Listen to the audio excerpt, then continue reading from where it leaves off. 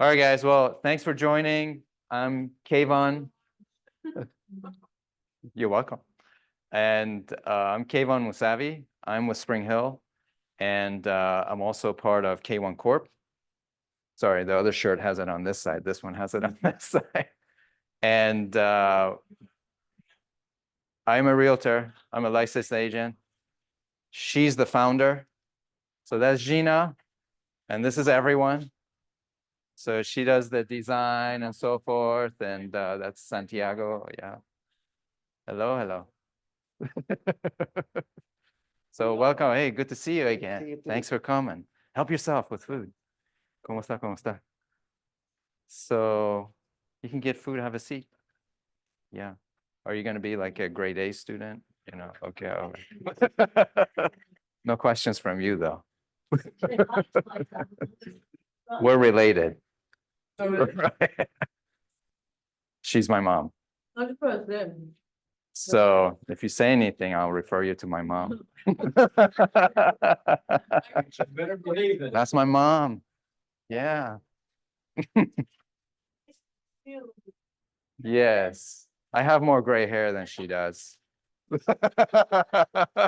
And she has more hair. So, all right, let's start. So, these sessions, why did we decide to do these sessions? Well, there's a certain education thing that I think the community, this is catered for really homeowners, right?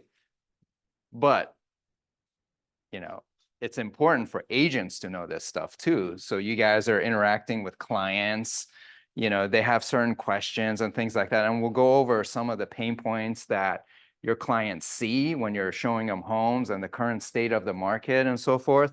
And so last session, we talked about financing construction, and Benny Poole did a fantastic job. Some of you were here. And we can bring Benny back. So if you guys have any questions about financing that you'd like to get educated on so that you can relay it to your clients, we can absolutely do that session again and record it, and you can share it with 365 agents that are on board. And so that would be wonderful. Thank you. And so that's kind of this. Now, this session, we're going to talk about homeowners' dilemma, where given the current market and so forth, they come into a home and there's situations and things like that, and I'll go over it. So the agenda, I just want to quickly go over the current market. You guys are all aware of this, and just go over quickly over the typical progression of homeownership that happens in this area, really high level, nothing scientific, types of additions that we've done, and then I want to go in detail into why we did these additions, what pain points we address, and so forth. And then I don't want you guys to fall asleep, so we have a little worksheet because you're eating, and I want you guys to go over this together, and then we'll go ahead and discuss it so that it's engaging and so forth. Now, anytime through this, just like the last meeting, I want you guys to stop. We're going to engage. We're going to ask questions and things like that. And people may join Zoom, Natalie, right? And if they do, we'll address questions through Zoom as well. So just a quick disclaimer, whatever we present here, it may not, meet the particular things, situations that you guys are in and so forth. And we're not lawyers, so if you ask any legal questions, blah, blah, blah, it's not standing and so forth, legalese. And thank you, Spring Hill and JDM, for letting us use this building. Appreciate it. Santiago, all your help. Thank you very much getting the word out. And Natalie, thank you for putting stuff together. All right. The current state of our market. I mean, you guys know this, right? You have this many people, and then you have itty bitty little bit of inventory left, right? In the market. That's the current market. Things are kind of I mean, in terms of the numbers, I got this from Fairfax Times. They're saying that medium home prices are 725, and they say it's up 11.5% since September of last year. So it keeps going up. The tax assessments keep going up. The home prices continue going up.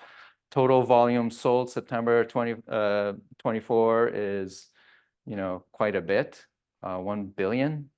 And it's a 21.5% increase from last year. That's insane. Months inventory, September 2024, was 1.4 months of inventory, and it's higher than the 5-year average, which was 1.3 months, right? So, inventory is a little better, itty bitty bit, right? A little bit. Days on market, average days on market was 20 days in September 2024, an increase of 17 points. So days on market is a little higher, which is interesting because prices are going up. Days on market was lower before. I mean, you would bring a house into the market, that weekend it was gone, right? Now we're seeing 20 days. Before they would say, I remember late last year, a broker told me if a home is on the market 10 days, we start calling them, say, here, switch your agent or drop your prices. But now, the 20 days seems to be the norm. We used to see 90 days before, right? That was okay. 60 days, 90 days. So it's pretty competitive. All right. Actually, I want to go back. So there is this low inventory, and then there is this, which is the happy fat homeowner, is sitting with a 2% interest, right? Or 4%, even that's beautiful. And so it's creating we have this picture, low inventory, wonderful interest rates. So what is a homeowner to do?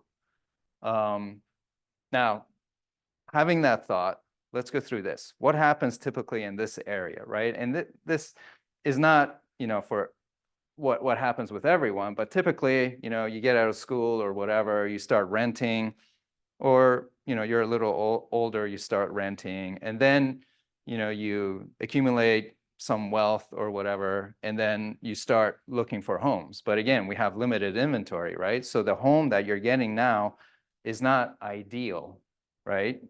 I know of folks in Falls Church who've paid $1.3 million for a certain home, and it's not, an ideal home, right? It has many issues. It's an older home. The features and functions of that home are not ideal for today, right? There could be layout issues. Bedrooms are much smaller. Ceiling heights are lower. There's maybe asbestos in the home, or piping has issues and things like that. And so windows are not updated. So when it comes to wintertime, air comes straight through. And so it's not quite ideal, but people don't have too many options. This is the only route they can go, right? Otherwise, they have to move an hour and a half to, wherever, Maryland, close to West Virginia border, closer to Richmond and things like that, and work in Northern Virginia. So this is catered to Northern Virginia. And so the homeowner says, okay, what are we going to do? Are we going to sell it? This home that we bought, we've lived here for some time, we got married, we're going to have kids, we need more space. What do we do? There's a certain thought process, and in this worksheet, we have a detailed workflow that I want us to walk through. And it's the typical psychology of homeowners that we help, the thought process help work through that to determine, either sell it and move further out, or stay. So if you stay, what are the options? That's what I want to review today. Any questions, comments? Okay. All right. So typical types of additions, right?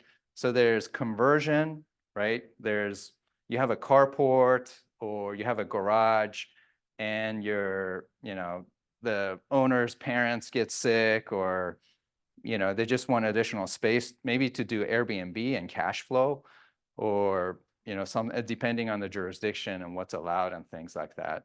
You know, so that's a conversion. There's second story additions. These are really popular, especially in Arlington, Falls Church, Alexandria, and so forth, where you have maybe a single story Rambler, you know, 1,000, 1,200 square feet, or they actually do have a loft, but the ceiling is just too low and so forth, and it doesn't make sense, you know. And so those are areas that can be addressed. There's also bump out additions.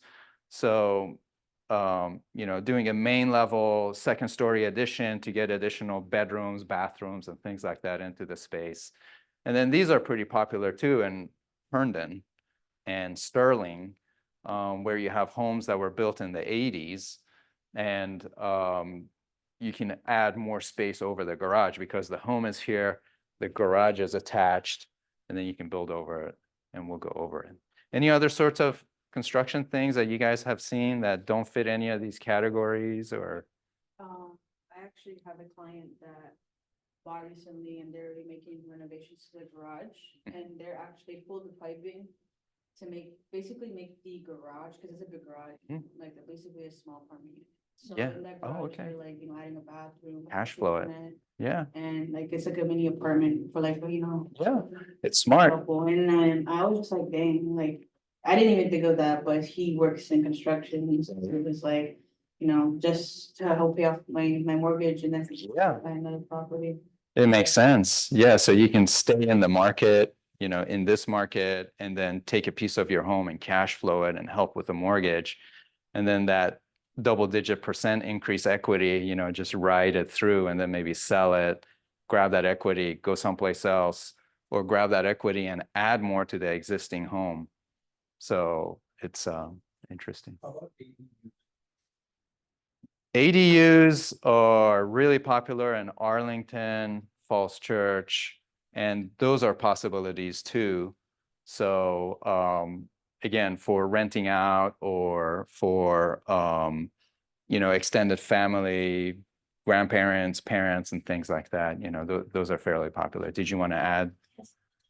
Yeah, I think it's interesting that when they changed the garage into living space, in most areas, you're allowed to have a freestanding garage in the back. Hmm. So that if the lot is the size that you can do it, so you can have a lane going to the back and close to 1 foot to the property lines, you can build a garage. That's when I think that you change the garage that is attached to your house into living space, which we did, like Dr. Noorani's house. You did that. Yeah.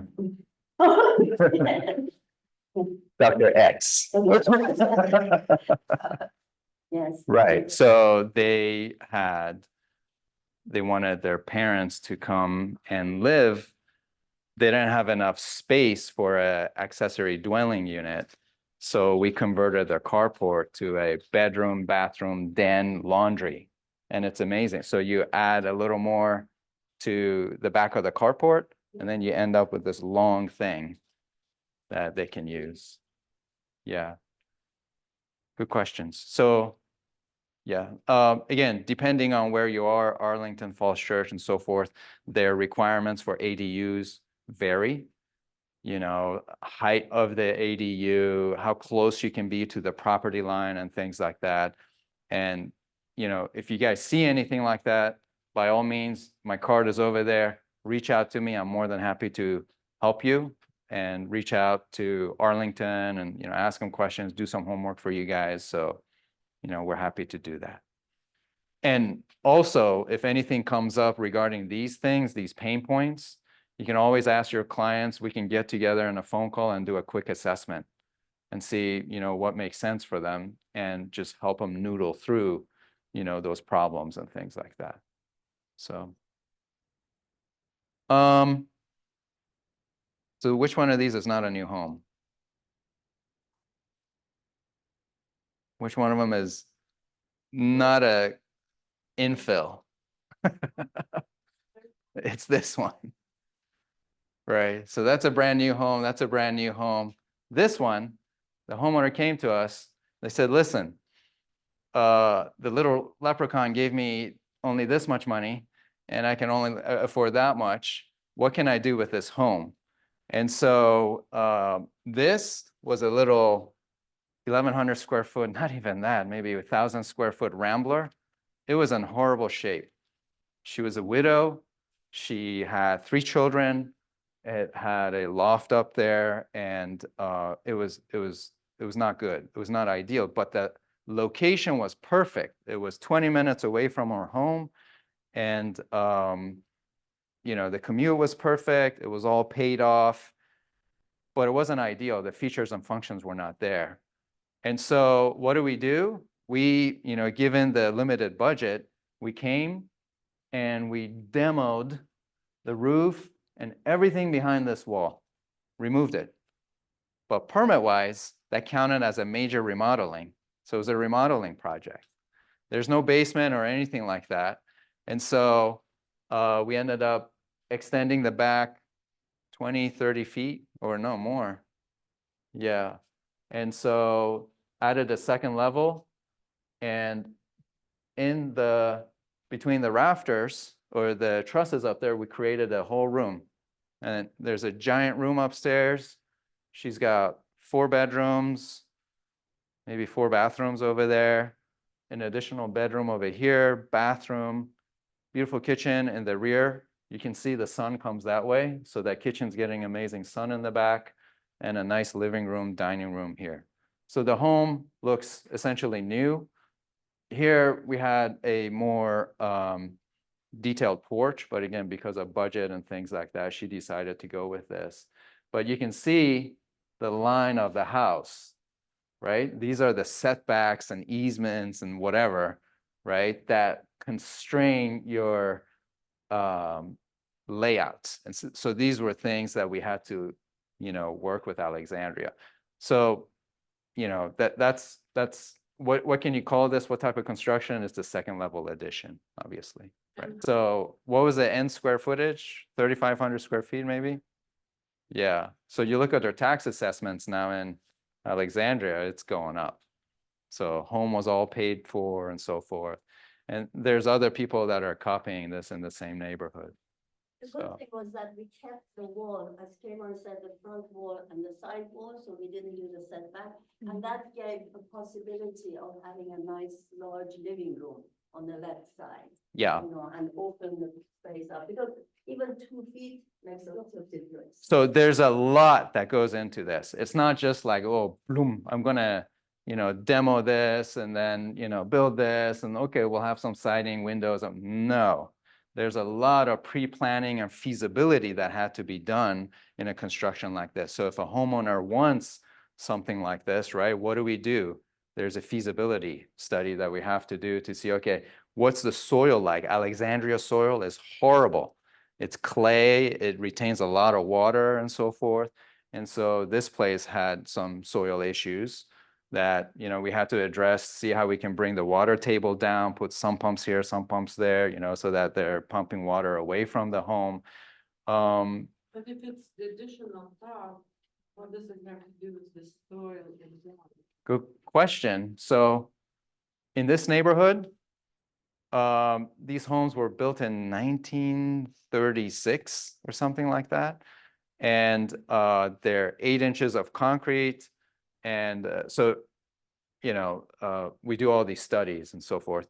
And, but we're seeing cracks in homes because of the type of soil, right? Where the foundation is not holding it, right? So here we're putting additional weight on the home. The last thing we want is for something to get compromised over here and impact that. So, you know, as a contractor, we come in, we do, let's say we didn't demo everything.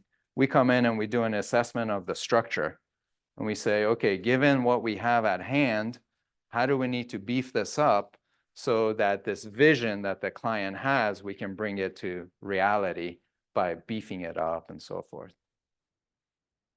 So, The other thing was this one had a low ceiling, so we wanted to have 9-foot ceiling. yeah, she ended up with really high ceilings and so forth. So that looked out really well.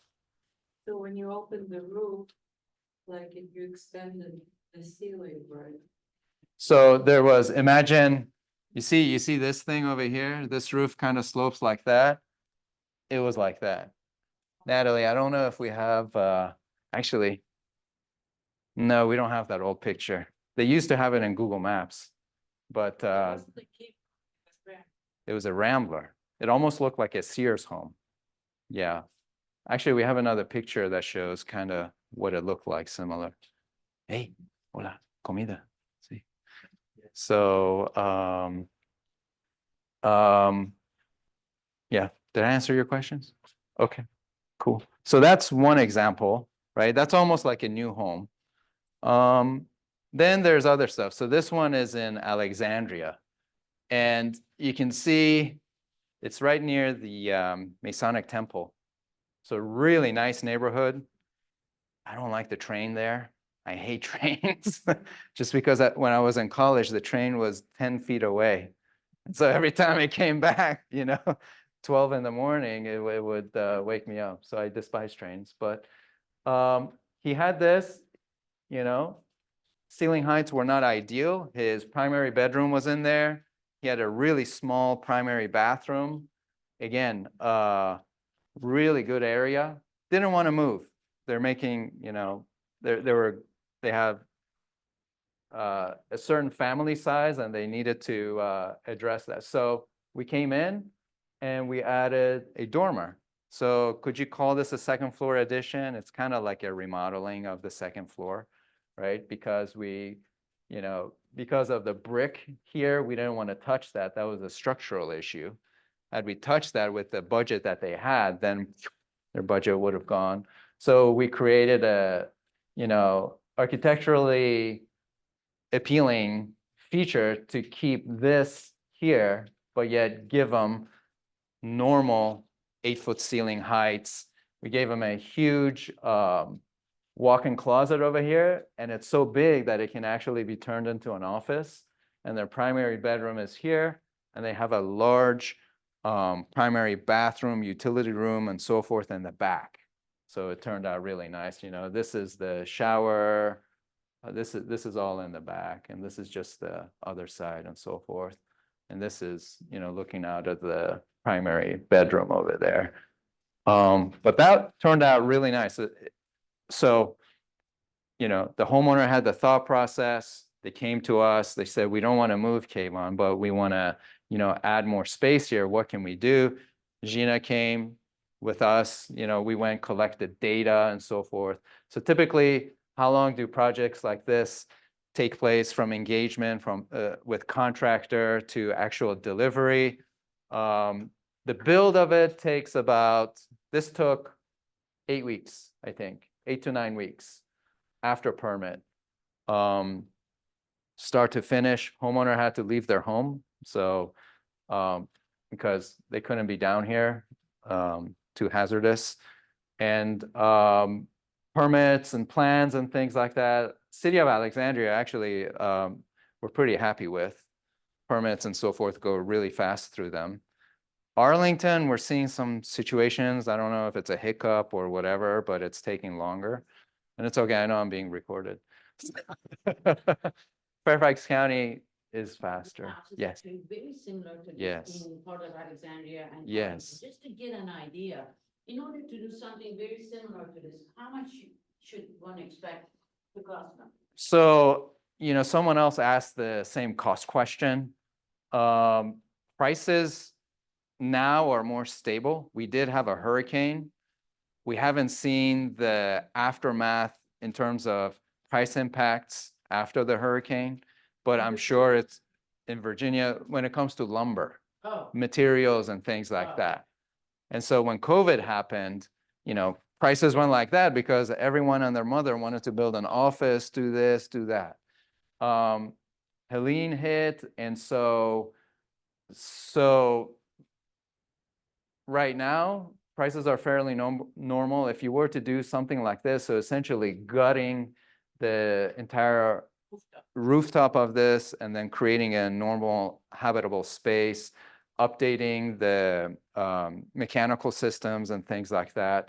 Because, these homes, just so you know, they have fuel oil for heating.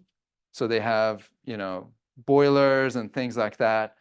Some of them, so they don't have forced air or anything like that. They have radiators. Some of them have the AC system only to cool them down. So in this case, what we did is we ripped all that out. The utility room went upstairs, and from upstairs, we started conditioning everything in this area. So all that ducting and addition and everything. Absolutely. Yeah. Another trick that we did is with the boiler that we have in here, we tied it to that as a backup. So if anything ever happens, they can run their boiler again, and it goes in the elements of the system up here and they can heat them. So if power goes out or whatever, they can hook up a tiny generator and actually heat the home. So, because when you lift this, right, what's underneath? There's a ton of electrical piping, everything has to get rerouted. New floor joists have to be put in place. And then, you know, the ceiling down here, it has to be all ripped out and things like that. So it depends on the taste, flavor, finishes, and things like that of the individual. Similar fiction, similar designs, Mhm. matches a lot of homes in North Arlington. It does. In fact, neighbors came, they complimented, you know, the homeowner on getting this design, approving this design. So they were happy that it wasn't any sort of extravagant modern thing. Because when you look at the stats, the fastest and highest prices, you know, stuff that comes off the market faster is actually classic design, stuff like this. 400. I mean, I can talk to you in detail about those things after the, you know, it all depends. Yeah. There's so many variables, right? Even the permit fees are going up. I'm doing a second floor addition in Arlington. For the build permit, they're charging me $12,000. It used to be less than that, right? I'm adding 1,500, 2,000 square feet to the home. But a good contractor, you know, will come and will do a detailed takeoff, right? So initially there's a contract that's signed and it says blah, blah, blah price. There's no design, there's nothing, right? Then you start the iterative design process. And then once you do the design process, you're actually updating the budget, you know what the ceiling is, right, of the budget. And then it'll be, you know, lower. It'll always be lower than that price. So, all right, guys. Any other questions? No? There's some other samples. So we talked about over the garage additions, right? So if your client has, this is amarillo. This was a beautiful, I mean, when I first saw this, I was like, there's no way this yellow will work. But this yellow, actually, the siding worked out really well in that neighborhood. So initially they had this home, you know, and you're gonna see designs that are all over the place, right? Because when we come in, we tell the client, what do you want? You know, and then if it's really bad, we say, no, hold on, that doesn't work. That's actually gonna impact the equity of your home. Here, they have a forever home in Herndon. They're just gonna live there and they want whatever the heck they want. So they had this home and, you know, there was nothing over here. And they said, you know, we need additional space. We don't want to move. We don't want to spend additional money, you know. So we came in and did a quick assessment. There's a garage here. There's a mudroom behind it. And we ended up doing slight remodeling in the back of this home to create a hallway. And we put several rooms up front. So this is the room up front. This is the room in the middle. And then this is the bathroom in the back. So the bathroom, you can see it's a little different because it's ADU, not ADU, ADA. Because, you know, for elderly people, handicapped and things like that, you know, this is typically the type of stuff that you have to consider. No curb, you know, large turnaround for wheelchairs and things like that. You can see there's a lot of space over here so that it can easily be maneuverable by people who have a hard time maneuvering. So that's, you see a lot of these homes in Herndon. If you get a client who has a home like this, you know, and they're like, oh, it's not perfect, you know, you brought this house to me, now I can't use it. I'm joking. You know, oh, really? Really? I'm so sorry. It came out nice with shutters, red shutters and things like that. So, but yeah. Any questions about that type of construction? Yes. Flats, for the construction, only the flats, you do these homes. Plans, yeah. So that's another thing, you know, construction is such a big lift for people, right? Sometimes when they think construction, they're like, oh, Armageddon, I don't want to go through that. Oh my God, so much money and stuff like, well, why go through that? Just commit with whatever contractor on the design only, right? And so we do that. We have design only contracts. We have design build contracts. So like these people, they came to us and they said, okay, I don't care what it is. I have a short time frame, design and build it for me. I trust you, right? Other clients say, I don't know what I want. I want several options, right? So that I can figure it out. And then I have to go figure out financing and see how I'm going to pay for this thing and so forth. So most contractors design build do design only contracts so that you can come in, noodle it through. They'll do, they do 3D diagrams and things like that. So you can actually do walkthroughs and so forth. So, all right. So you guys just built in Virginia? We just do, yeah, I'm very selfish. I don't like to commute. We'll do, so she mentioned design only. There are folks that have come to us from like by the beach in Maryland, Delaware. They said, listen, we want, you know, we want to do design and something. So in some cases, we've helped them think through the construction. But typically we don't do a build unless it makes sense. So out of Northern Virginia, right? I want to show you another example of over the garage. This is front end view. So we do this in Herndon a lot.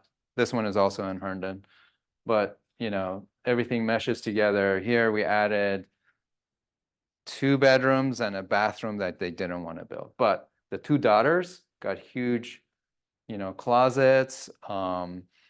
The other bedroom that we built, they're using it as an office and there's a bed in there. So people can use it during Christmas and stuff like that. But this is perfect. You know, this is family of 6 that live here and potentially growing. So we joke that, you know, we'll come back and put a 3rd floor on there with an elevator. But there's lots. So if you see homes like that, tell your clients, you know, it's possible to expand by how many square feet? 600, 800 square feet? Or, yeah, so that's significant rather than move out and earn your equity. So I want to go over some other stuff. This home, again, it's in the middle of Falls Church. It's a 1910, I think it's a 1910 or 1915 home. This was the original model home in Falls Church for this one neighborhood. They actually had the plaque where they had the original sign for the model home. But you can see, you know, there were situations, right? This was COVID. Yeah, this was COVID. They didn't have enough space. There were issues with windows. It wasn't comfortable living in there. This retaining wall was compromised and collapsing. So you can see there's some other issues with retaining wall over here. And so what's a homeowner to do, right? They're like, how do I do this? How do I deal with this? So we came in, again, we did a feasibility to see what the possibility is. You know, working with City of Falls Church, and we found out, you know, what they wanted to do. Let me see, get situated, boom. Okay, so this is the original home. This is the original home. Yeah. Don't, okay, sorry. Got corrected by my mother. feel nice. Yeah. So then, but then, so they wanted to do an addition in the back. And then they were adamant that they could get an addition done. And we went to Falls Church, and even though the home is straight, the line where we could build BRL, it's called the BRL, building limit, is this. So how do you get an addition done in a house that has, you know, a building line like this, but then the building itself is straight, right? And so, you know, some people will just get discouraged and then say, forget it, I'm going to sell this home, I'm going to go someplace else, you know. And but you have to let your clients know that it's possible to figure stuff out. You know, it's this whole thing is like a puzzle. Anything is solvable, right? So what do? We worked with the BRL, and we gave them a huge space, a primary. This is not the original plan, but there was a walk-in closet here, going to the bathroom, and it's okay. It's beautiful. And so we added 2 bedrooms, that included a primary, and so the 2 kids moved up here instead of sharing a bedroom downstairs.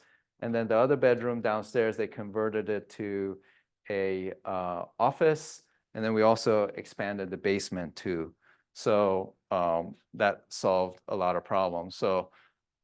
So instead of doing a bump out in the back, we ended up building this. They ended up with a covered patio, that crazy retaining wall that I showed you guys. We rebuilt that whole thing. That still remained, not enough budget. But, you know, they ended up with a really decent primary bathroom, main living area. The main level we also expanded. So it wasn't just adding a second floor, but we extended this and extended the basement as well.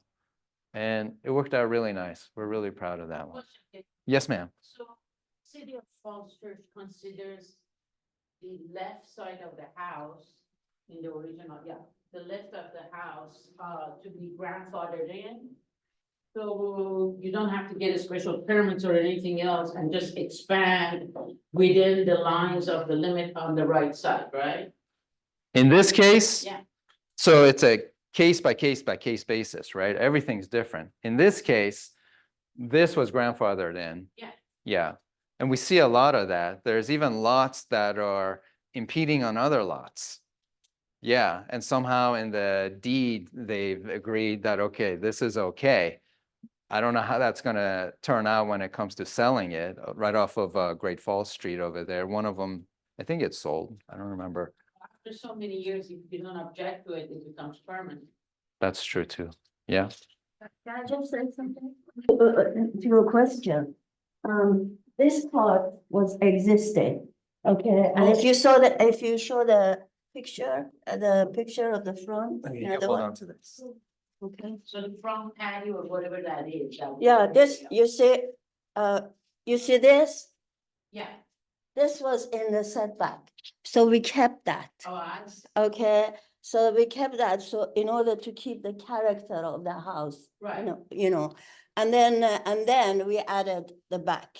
So, Which was uh, the that right was- side of- yes, but we were not allowed to build on this, which we wanted to build on it, but we were not allowed that. We were because the allowed, grandfathered in was yes, already- yes, that's right. So, It was outside of the building limit. yes, building setbacks, yes, okay.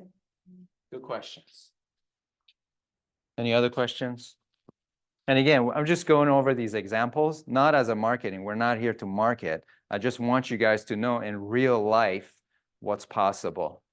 Yeah. So, A lot of times whenever I see extra houses, I'm so like confident that it was, you know, an addition done to the property, but they make it look like it's a part of the home. It's always been like that. Up until like, you know, you go on public records and see how it looked prior. yeah. So it's like, just out of curiosity, I like, you know, double checked myself and it was like you know, but they make it look so like that was the house from the. Yeah, it's important because that impacts the resale of the home too. If somebody comes in and is like, oh, that's like a sore thumb, you know, I don't know if I want to buy that thing. Every day I have to see that, you know, then that's something that you have to be. But stuff like that, it may be easily solved, right? Because what happened here, everything meshed together, you put the same siding all over the place, right? And people can't, in that case, tell really where the addition is. So it's just stuff like that. When you talk to your client, say, you know what, it does like a sore, look like a sore thumb, but just put new siding all over the place. That'll cover it. In the cases where there's those homes that you saw in Alexandria with brick, you know, insulation sucks inside. It's so hard. There's no insulation in those walls. And so what can you do when you're residing it? You can put furring strips with insulation panel next to it, and then you get some additional R values. So not only does everything mesh all around, but you can also get some additional insulation in there so that it's more comfortable. The original line of the home was here, behind these wall cabinets, and their kitchen was back there, and they have a family room on this side. And so we ended up bumping out 2 levels. The entire back of the home, we took the kitchen from there, we brought it over here, made a nice dining area. Where the kitchen was before, that became a room, and that became an office for people, for him to work from home. And then over here, we ended up with a family room. Sorry, I don't have that picture. And upstairs, so on the other side of this, they ended up with a primary bedroom and a really nice primary bathroom. So that's also an addition. If you have a nice yard in the back home, in back of the home, we have to see a couple of things. Are there any easements there? What are the setbacks? Is there any other HOA restrictions or anything like that? And after you've done those assessments, you know, then you can tell your client that, yes, something like this is absolutely, and all of you can do that. You know, as realtors, we can call the county. You either call the engineer of the day, right? You call the permit number, land development services, and you can say, listen, here's the address of this thing. I want to see if I can actually do an addition in the back, on the side, up top. What are restrictions? And it's their job to tell you guys. And then you take that, you don't even have to talk to a contractor. You just, you know, but it's always good to have a contractor involved. That way, you know, the nuances of certain things with certain buildings, you know, the contractor can point those things out for you. But that preliminary thing, right? We all, as part of licensing, we all learn that, setbacks and things like that, you know, just, you can do that homework yourself also. Cool.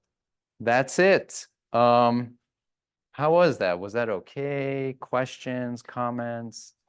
So what I want to do is I want to give you guys this. We actually have 7 minutes left. So this is just some of the things we talked about. There's a really technical workflow on the bottom of it. And this is kind of the, thank you, thought pattern that we want our clients to go through to determine, you know, what they can do and stuff like that with construction and so forth. So we were going to do an activity, but I don't know if we'll have enough time. So we can also share it via email. So that workflow on the bottom, it just says, you know, you can actually walk through your clients with through this, right? What's the most important thing in construction? Money, right? Start with that. What is your budget? You know, and the budget that you had in mind and the thoughts that you had as far as what you could do with your home, is that really a reality? Yes or no, right? If it is a reality, how much equity do you have in your home? That's an important one too. Someone came to me in Herndon, a gentleman whose home value before COVID was $650, and he wanted to do a basement, main level, second floor addition. I said, listen, this is a major cost. if you do this, you will never recoup that cost ever in Herndon, maybe 20, 30 years from now, maybe, but typically what we've seen, in these neighborhoods is the equity goes up slowly. So that's another thing that your clients, my clients, they all have to be aware of is this addition that you're considering, what's going on with the growth and tax assessments, what's happening with equity growth and so forth, and are you going to get that money back? Now, if they tell you, listen, I'm going to live here forever and die, then that's a different story. They don't really care. They can get whatever addition they want. But if they tell you, my kids are going to college, and I think in 5 to 10 years, I'm going to leave this, then you have to, something like that over the garage addition, something like that, if they can do, then that's maybe more appealing. It may be more appealing for them because what that'll do, again, you have to do the comps and everything, right? If the home has 2 additional bedrooms, 2, 3 additional bathrooms and stuff like that, where is it going to be at, potentially 5 years down the road from now? And, so, hopefully this flow helps. So questions, comments? The Yes, ma'am. majority of, like, people that are interested in that position, do they usually use the equity of the home? Good question. So in the past 5 years for us, when we were closer to COVID, we had a lot of construction loans left and right. Now we have some construction loans and we have folks that just pay out of pocket. So it all depends. Some people have enough savings where, they can do that. And other people, they like you said, they may have lived there since 2014 and they've accrued 500, 600K worth of equity in their home. The last meeting that we had, Benny Poole went over the details of, how can you pull that equity out of your home? What are the options for getting a construction loan and then converting it back to a regular mortgage and things like that. There's a lot of options. So we can. You can help them, some, if a owner doesn't know how to do. Absolutely. Yeah, bring them over, we'll talk, and we're here to help. This is not marketing, this is all about education and making sure that people are aware of what their options are. So, right. ¿Preguntas? No. Nada, nunca. I will keep it here for an hour. All right, guys, appreciate it, and we got the recording, we'll share it, and thanks for coming out. Thank you, thank you. Hello, hello. Hey, how you been? Very good, very good. Long